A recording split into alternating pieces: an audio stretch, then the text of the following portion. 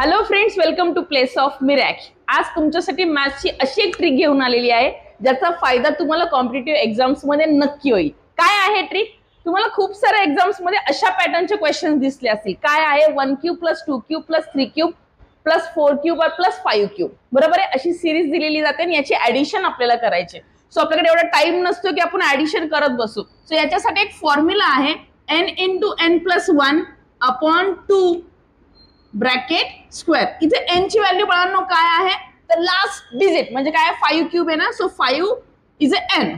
So 5 into n plus 1 आहे म्हणजे 5 plus 1 किती होणार आहे 6. बरोबर आहे. अपॉन काय करणार आहे आपण 2 ब्रॅकेट स्क्वेअर. बरोबर आहे. इथे 2 1 जा 2 3 जा म्हणजे 5 3 जा किती होणार आहे 15 आणि 15 चा काय करायचंय मला square.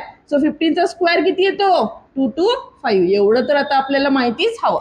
Right. Now next sum 1 cube plus 2 cube plus 3 cube up to the 8 चा क्यूब करायचा आपल्याला. बरोबर. याची सगळ्यांची ऍडिशन हवी आहे.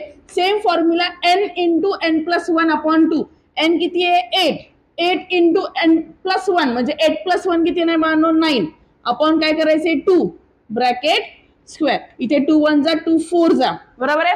आणि 9 4 जा 36 आणि 36 चं मला इथे काय करायचंय स्क्वेअर.